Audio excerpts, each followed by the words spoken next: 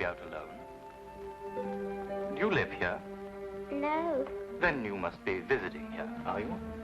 My name is Frances Elizabeth Wright. I live at 67 Tivoli Road. I'm lost. Oh, you're lost. Could you take me home, please? I'm afraid. I should say I will. Come on with you. That's the way it began. Nothing extraordinary. For in a large city like London, a lost child is such a common occurrence that many a far-seeing bobby arms himself with a bag of chocolates in addition to his nightstick. No one suspected that this was the beginning of a case that was to rock all England.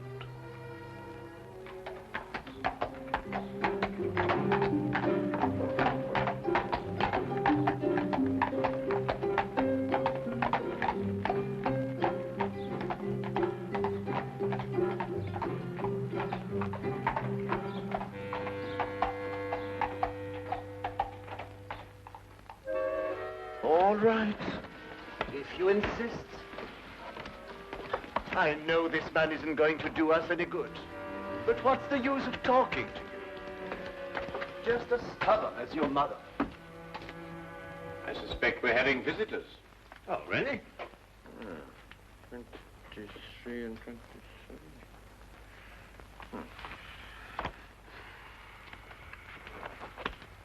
Come along, Nebuchadnezzar. I don't think you're quite dressed to receive attractive young ladies. There, in you go.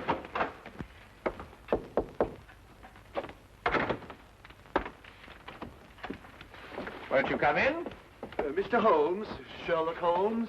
At your service, sir. Martini. George Martini is my name. This is my daughter, Margaret, who is of the stubborn opinion that you can help her. It will be a privilege, sir. Oh, may I introduce my very good friend, Dr. Watson? How do you do? How do you do, sir? Oh, yes. Won't you sit down? Oh, yeah, I'm so sorry.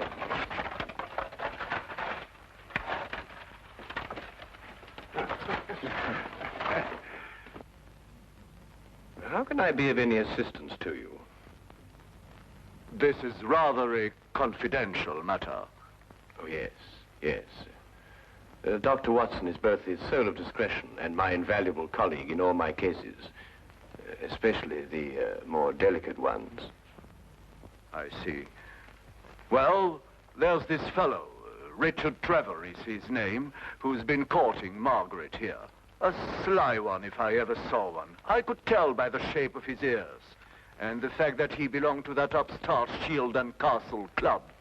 There was nothing wrong with his ears. They were beautiful, both of them.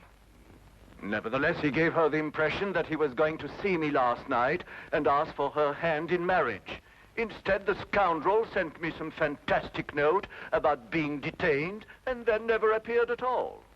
I want you to find out what happened to him. What did Mr. Trevor say in his note? That he would be detained because he had run into a little girl who was lost and was taking her home. Have you made any inquiries at his home? Yes, with Father, of course. I don't think it's genteel to go to a man's rooms, even if he is your fiancé. Quite right. Quite right. There was no sign of him, but his clothes were all there. He wouldn't run off without his clothes, would he? No, hardly. Pure a guess. A deduction. Just as I deduced that you have a scar on the left side of your head, which you received in a naval battle. I'll be bound. How did you know that? Well, a right-handed man normally parts his hair on the left. Your parting is on the right, thereby indicating that you've changed it at some time or another to hide a mark. As to how you got it, that's obvious to me by the fact that you carry on your watch chain the insignia of His Majesty's ship Assault, which everyone remembers distinguished herself heroically off the coast of Africa. Well done, Holmes. I declare, well done. Will you investigate, Mr. Holmes? We'll look into the case immediately, Miss Martini. And as soon as we have any information for you, we'll let you know. I shall be forever in your debt. Mm-hmm. Or I will be after I see his bill. Here's our address. Oh, that won't be necessary, sir. I saw it marked on your hatband when you came in. If you'll forgive me, sir, a rather extraordinary precaution against the loss of a bowler only worth 2 guineas. Come, dear.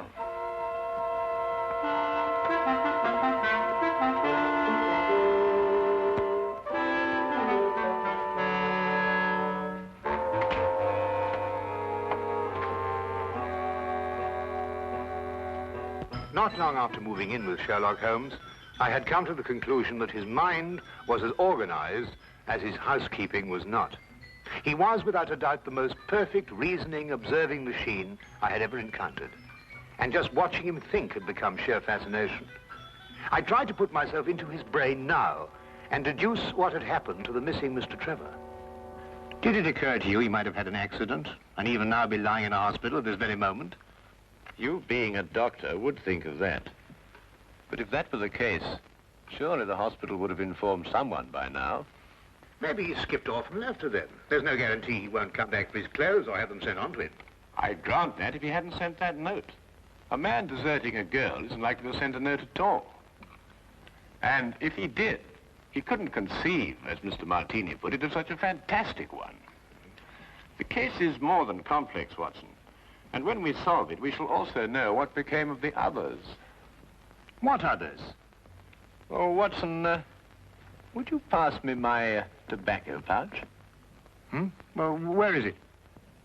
It's in the toe of the Persian slipper, under your chair. All right. There you are. Oh. Thank you, Watson. Now, what others? Well, it's come to my attention during the past 2 weeks that 7 men have disappeared, totally evaporated from the face of London.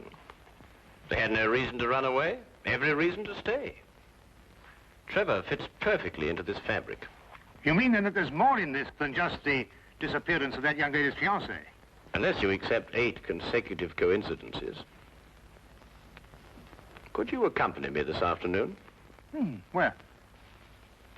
To the last place where Trevor must have been before he met the little girl. But you don't even know where that was. I'd say it was the upstart Shield and Castle Club. Why there?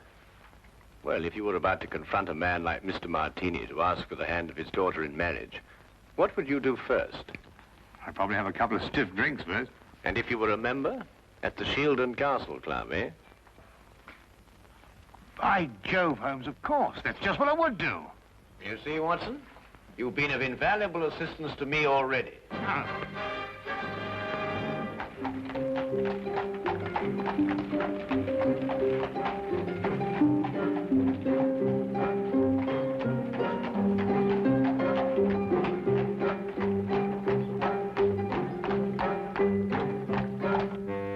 But you must tell us if he was here last night. He's missing. We're trying to find him. It's no use, sir. You'll have to do without my help. This is a gentleman's club. What has that got to do with it?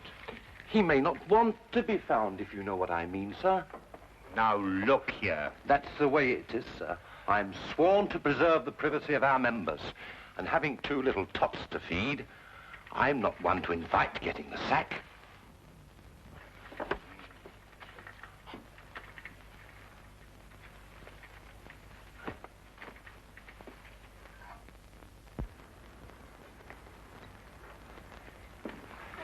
I say, where have you been? This is meant to be your case, you know, and I've been doing all the investigating. Yeah, do you know that Trevor was here last night? How do you know? Well, to my utter amazement, one of my keys fitted the door to the office. I went through all the chits and found one signed by him. It's just as you thought. He boasted his courage with the aid of stimulants from the bar. Do you mean you've broken into the office? Do you want to have us arrested? Us? Yes, by keeping the barman occupied, you served as my accomplice. Now, really, Holmes, you've gone too far. Now, the thing to do is to find the carriage that both Trevor and the little girl took.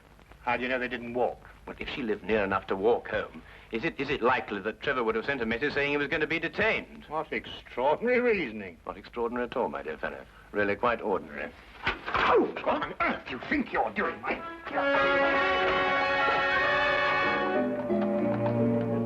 Finding the cabbie who picked up Trevor and the little girl was a matter of stationing ourselves at the hack stand outside the Shield and Castle Club and doggedly questioning every driver who stopped there. One finally remembered the pair, but owing to brisk business that night, could not be at all sure where he set them down. The address he brought us to was a guess, and from the looks of it, a very bad one. Well, I think we're on a wild goose chase. Doesn't look as if anyone lived here for a long time. Do you realize these papers are at least a week old? Well, then the cabbie made a mistake. He's brought us to the wrong address. Do you know, without very much difficulty, I think I might be able to... Holmes, Holmes, please, not again. You good fellow, keep a good lookout, will you? Look, Holmes, this is housebreaking. We can go to prison for years for this. You can't just go opening doors all over London just because... Oh, Holmes, no, there's somebody coming. Just stand in front of me and behave quite normally, eh?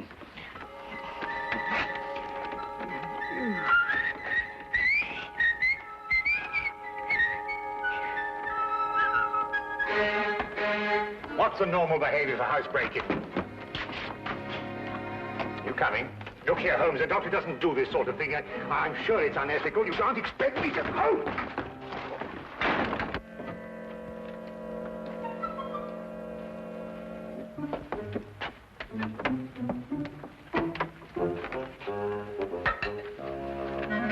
What are we looking for? I'm not quite sure yet. You won't find anything here. You said yourself the house has been unoccupied for the last week. Thieves in the night, that's what we are. A child's been here recently. Oh, what makes you think that? Do you remember as a youngster, Watson, penciling in moustaches on the faces of the advertisements? I suppose so. But what's that got to do with it? When I looked at those newspapers outside, I noticed that someone had penciled in a handlebar moustache on a woman advertising headache powder. I'd assumed that a child did it. More than that, since the papers were only a day old, I'd also assumed that a child has been here very recently. Why should the child bring Trevor here to an unoccupied house? That, Watson, is the core of our problem. Excuse me a minute. Huh? Oh.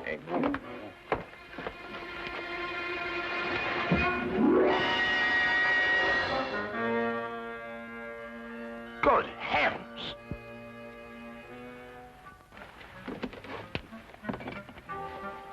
Trevor?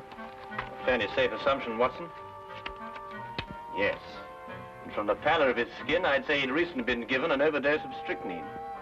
I'd also deduce that he's the 8th victim of a very strange murderer.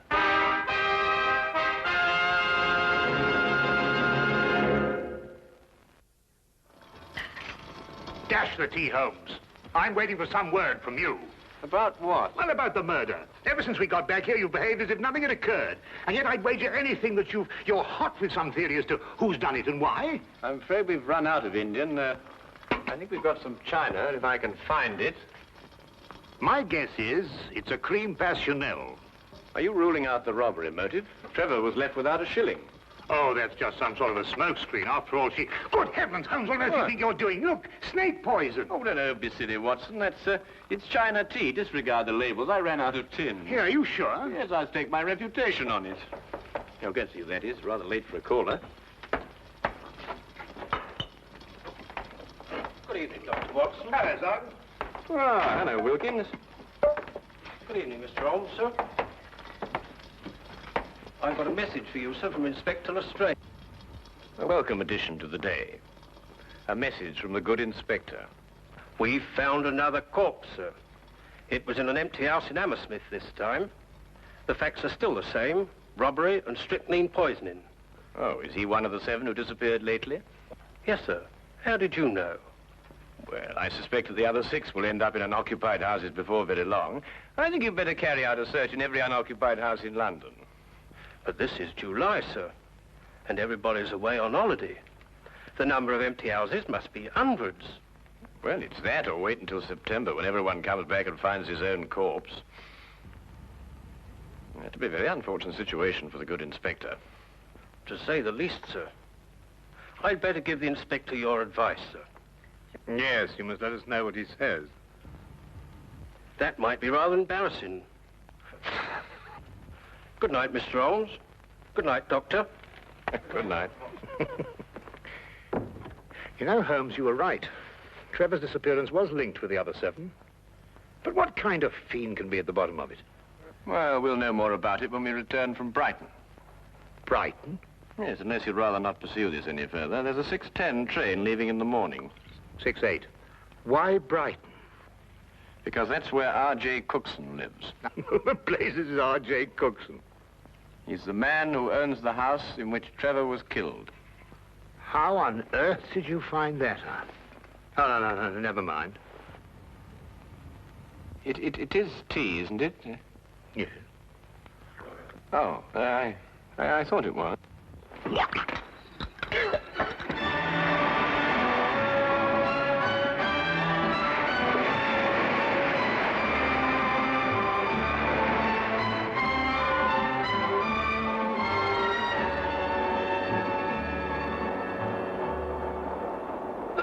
Have you ever heard anything so incredible? A corpse in my fireplace. And a stranger at that. Rather inconsiderate of someone, I must say. Why, when the police brought the news last night, I thought someone was pulling my leg. My fireplace. Really, I ask you. I'd say because the murderer knew you'd be away, knew that the house would be unoccupied, and that you wouldn't come back at an embarrassing moment. You're right, Mr. Holmes. Absolutely right. The culprit was acquainted with all my plans, and not wanting the corpse to be found in his own fireplace, chose mine. Precisely. But who could that be? I'd vouch that a full regiment of people knew of my plans to leave London. Then our task is to narrow down that regiment. But how? You have me breathless. First of all, has anyone else the key to your house? No, not that I know of. Yes. I once gave my key to the greengrocer to deliver a parcel. Aha. But he gave it back. Oh. But bosh and bother, supposing a key wasn't used at all. Whoever did it could have used a tool or something and jimmied his way into my house. I've heard of those things being done. Mm-hmm. Oh, really? We found all the windows and doors locked. I'm afraid you've escaped me. Now again, Mr. Cookson, are you quite sure that no one else has a key to your house? But now, really, after all, I don't hand them out like calling cards to every... Wait. There's this charwoman who comes to my house once a week to clean up. But, oh no, she couldn't hurt a fly. Well, what's her name? Mrs. Enid. But really, she couldn't be less harmless. She's 60 years old if she's a day. You'd take her for your own grandmother.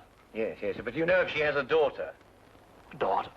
Well, now, really, a woman of 60 isn't bound to have a little girl. Well, what about a niece or a granddaughter? Granddaughter. Now that I think of it, she does have one. About 7 years old. She recently came to live with her. Where does Mrs. Enid live? I have her address if you please. Right here in my trousers. Do you really think it could be the old woman? Well, a charwoman has the ability to go anywhere in London. Ah, yes. Wait. 322 Radcliffe Way. 322 Radcliffe Way. To look at her, you'd never think she could hurt a fly. You'd take her for your own grandmother. Poison murders? No. Impossible, Mr. Holmes, impossible. Oh. Grandma, must we play the game tonight? Of course. Don't you like playing it? I don't like staying on the street alone. It'll only be for a little while. You'll find someone to bring you back, and Grandma'll have company again. What happened to the last company we had? Oh, he went home after a while. But come on, let's say it. Where do you live? At 67 Tivoli Road. No, that was the last place. Your address is now 120 Claridge Street. I forgot. All right. Now, come on. Let's say it again. Where do you live?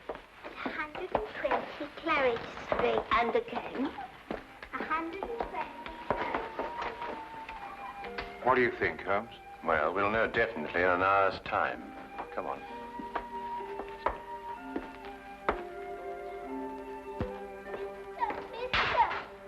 Oh, hello. Oh, well, it's pretty late for a little girl like you to be out on her own. What's your name? My name is Frances Elizabeth Wright. I see. And where do you live? I live at 120 Claridge Street. I'm lost. Oh, dear. That would mistake you home. Come along, then. You must come in and try some of my divinity fudge. It's the least I can offer you for your kindness in bringing Francis home. Well, that's very kind of you, but really I ought to be getting along. It's just been made. Delicious. You'll make an old woman very happy if you'll try the first slice. Oh, very well, then. I am rather partial to divinity fudge. Francis. Thank you.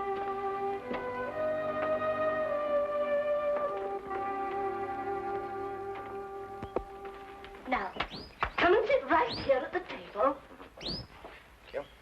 Now, say good night to the kind gentleman, then off to bed. Grandma, you never let me stay up with the company. That's because little girls must have their sleep. But now we've met the gentleman, perhaps he'll come again in the daytime. Will you? I should love to. Good night. Good night. Good night, birdies. Isn't she a lovely girl?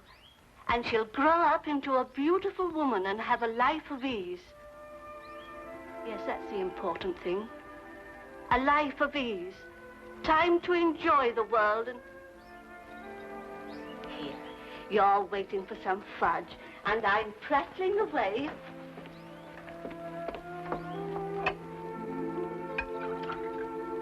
Here it is. And a glass of cold milk to go with it. Won't you join me? Oh, no. My doctor would never permit it. I only prepare this sort of thing for people who drop in, like you. I see. Smells very good. If I have one speciality, it's divinity fudge. You'll find it heavenly.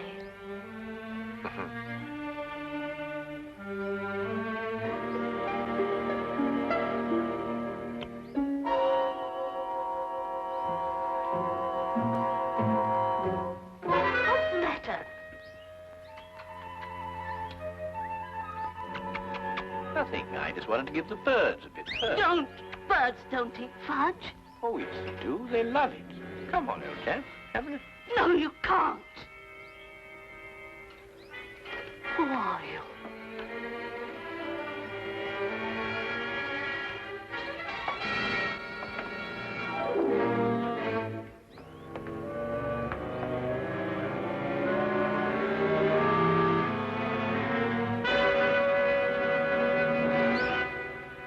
I'll take that, Mrs. Enid.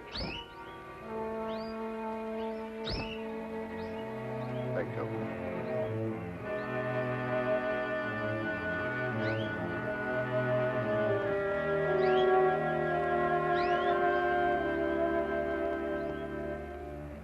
I needed money for the child. That's why I did it. I didn't want her to grow up into a tired rag of a charwoman.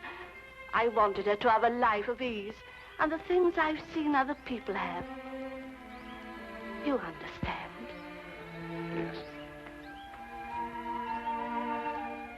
Will she be taken care of? You need worry, Mrs. Enid.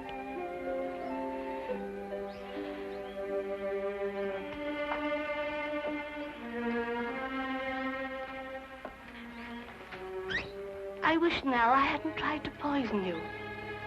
You might have visited us again as you promised, and we'd have been such good friends.